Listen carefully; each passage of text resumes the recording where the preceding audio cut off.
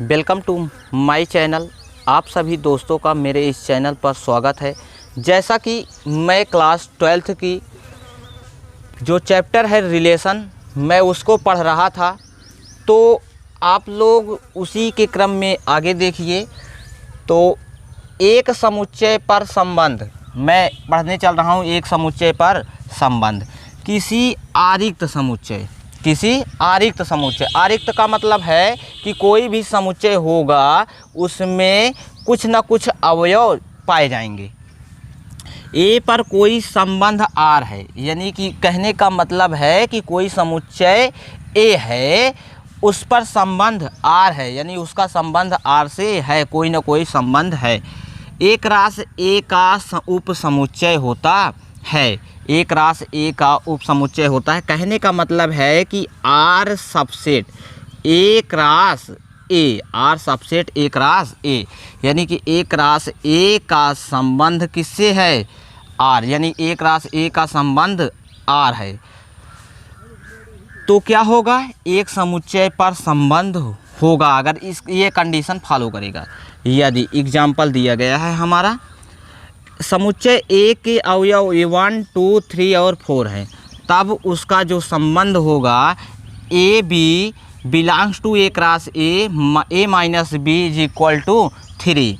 एक समुच्चय पर संबंध है। यहाँ पर आर ए पर एक संबंध जो ए माइनस बी बराबर 3 परिभाषित है, यानी कि कहने का मतलब है कि ये चीज़ क्या होगा? ए माइनस बी, यानी ए का वैल्यू रखने पर और बी का वैल्यू घटाने पर, यानी बी का वैल्यू, यानी दोनों को आपस में अंतर लेने पर 3 के बराबर हो, परिभाषित है। तो चूँकि आर संबंध क्या निकलेगा वही क्या होगा उस पर, यानी कि मैं उसी को कह सकता हूँ कि अतः मैं पहले इसको समझ लूँ तब a माइनस बी बराबर 3 हो सकता है, तो b को इधर पक्षांतर किए तो a बराबर 3 प्लस b होगा, यानी जब हम b बराबर 1 लेंगे तब b की जगह पे हम 1 रख सकते हैं, यानी कि यही मेरा क्रमिक युग्म अवयव होगा।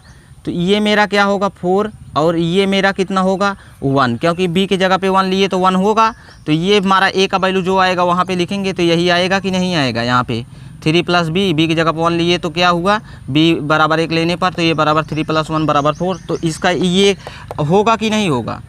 ये होगा, ये चीज़ होगा ना, इसका रिलेशन ये चीज़ निकल कर आएगा। तो अतः मैं कह सकता हूँ आर ए पर एक संबंध है। होगा कि नहीं होगा? संबंध है, ठीक है ना? तो संबंध है, इतना तो आप लोगों को समझ में आ गया होगा ना। संबंध का प्रांत परिसर तथा सहप्रांत ज्ञात करना, तो यानी कि मैं कह सकता हूँ किसी भी समुच्चय दिया गया जो समुच्चय होगा उसका क्या ज्ञात करना? प्रांत परिसर तथा सहप्रांत ज्ञात करना।